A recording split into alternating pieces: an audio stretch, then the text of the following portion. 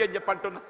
వాళ్ళ విద్యా ఉద్యోగాలలో గిరిజన బిడ్డలు వాళ్ళ లంబాడా కానివ్వండి, ఆదివాసీ కానివ్వండి, ఎవరికైనా ఏదైతుందో వాళ్ళ భవిష్యత్తు నిర్దేశించినట్టు ఒక గొప్ప మరి నాయకత్వం కేసీఆర్ గారు అని చెప్పక తప్పదని చెప్పంటున్నా.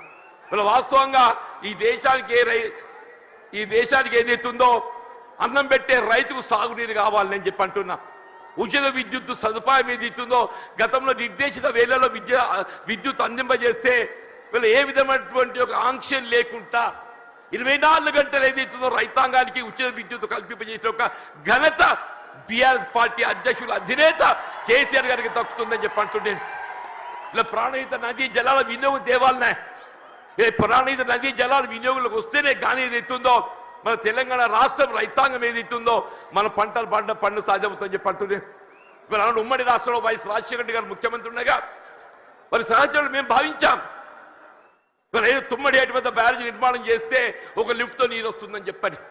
కానీ మహారాష్ట్ర ప్రభుత్వం ఏదైతుందో వాళ్ళు సహకరించలేకపోవడంతో 152 మీటర్ల ఎత్తుతో నిర్మాణం చేయాలని తలపెట్టినట్టు బ్యారేజ్ 145 మీటర్ల ఎత్తుతోనైనా కానీ ఇదే పెద్ద కేసీఆర్ గారు ఏదైతుందో మహారాష్ట్ర ప్రభుత్వం ఒప్పందం చేసుకోవడంతో పాటుగా దిగువ 100 మీటర్ల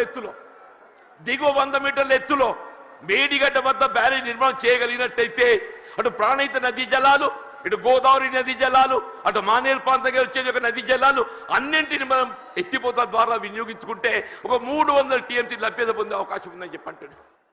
మరి ఆ విధంగా మేడి ఒక దశాబ్ద కాలంలో కేవలం ఒక దశాబ్ద కాలంలో వీళ్ళ కాళేశ్వరం ప్రాజెక్ట్ నిర్మాణం పూర్తి చేయడమే కాదు దాని ఫలాలు కూడా మనకు అందింపజేయడం జరిగిందని చెప్పంటున్నాను.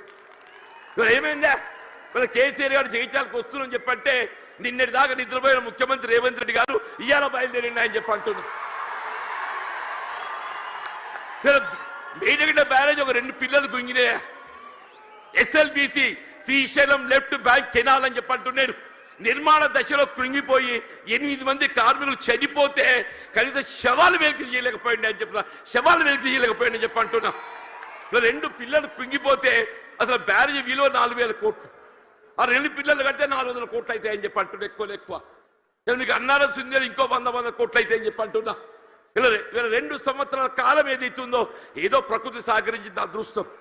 మన కరువు సమస్య ఉత్పన్నం కాలేదు. రేపేదైతే ఎల్లినో ప్రభావం నిజంగానే కరువు వచ్చినట్టయితే మన భవిష్యత్తు ఏం కావాలి? కరువు వస్తే మన భవిష్యత్తు ఏం కావాలని చెప్పంటున్నా. అదే పెద్దలు కేసీఆర్ గారు ఏదైతే జగిత్యాల పట్టణానికి వస్తున్న సందర్భంగా రేవంత్ రెడ్డి ఏదైతుందో నిద్ర లేచినట్టు నటిస్తున్నని చెప్పి అంటున్నా.